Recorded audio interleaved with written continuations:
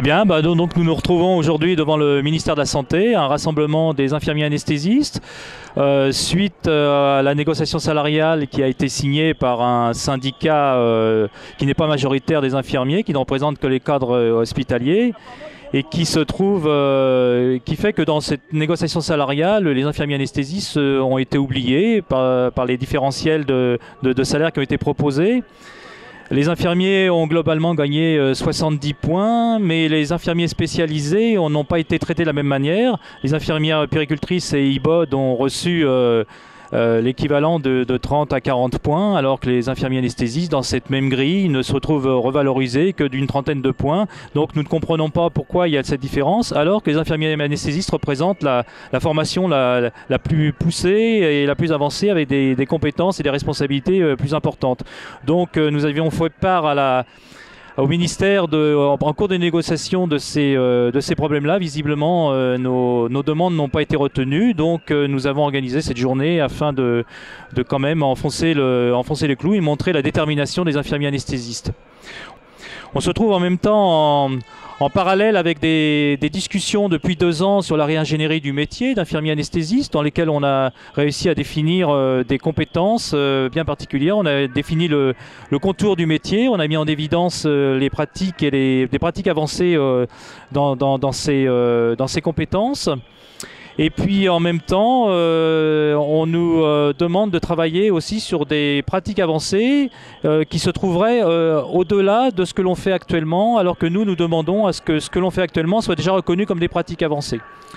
Là, dans ce débat-là, nous ne sommes pas très aidés par nos collaborateurs médecins anesthésistes qui ne veulent pas lâcher qui ne veulent pas lâcher sur la reconnaissance de ce que l'on fait réellement, et qui essayent de nous nier par des différentes recommandations qu'ils font, entre autres au sein de la SFAR. Et là, c'est assez difficile de discuter avec eux, même si ils reconnaissent que nous sommes une spécialité indispensable et que nous avons une très bonne formation et une très bonne connaissance. Donc nous avons aussi du travail à faire auprès de nos chers collaborateurs pour faire reconnaître nos pratiques et nos compétences au quotidien et les faire inscrire et les faire reconnaître officiellement, ce qui nous aidera beaucoup par rapport à ces pratiques avancées.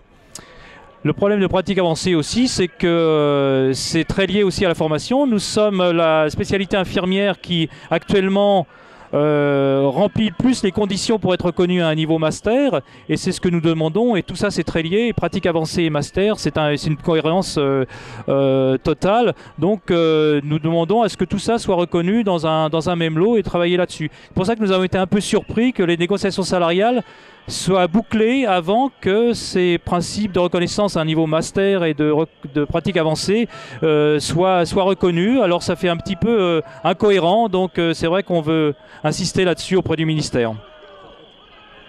Au niveau des retraites, le problème qui se pose, c'est que jusqu'à maintenant, même en catégorie A, les infirmiers spécialisés, dont les infirmiers anesthésistes, étaient reconnus en catégorie active, bien qu'étant dans la catégorie A.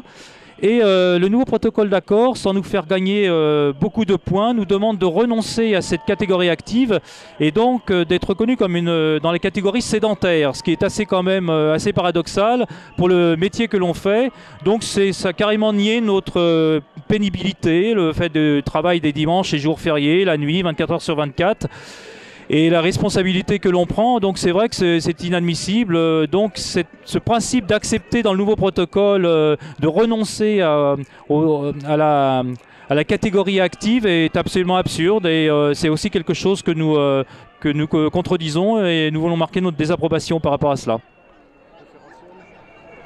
Alors le référentiel métier, il est toujours en cours de travail. On en était à le finaliser. On travaillait sur les formations, et on travaillait ces formations dans le principe de CTS pour le faire reconnaître dans un modèle universitaire de type master.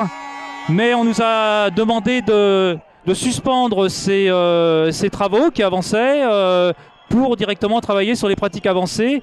Mais le problème de l'ADO, c'est que les pratiques avancées dont ils veulent nous parler, ce seraient des pratiques nouvelles qu'il n'existe pas encore, des missions nouvelles qui pourraient être données aux infirmiers anesthésistes, et ils ne veulent reconnaître ces pratiques avancées que pour ces notions nouvelles, alors que nous voulons que tout ce qui est contenu dans le référentiel de compétences, qui prouve que nous avons des compétences et des responsabilités et une autonomie de travail qui sont supérieures à celles d'un infirmier, sont déjà des pratiques avancées. Donc là, c'est vrai qu'on se heurte aussi avec la DOS par rapport à la définition et la reconnaissance de ces pratiques avancées.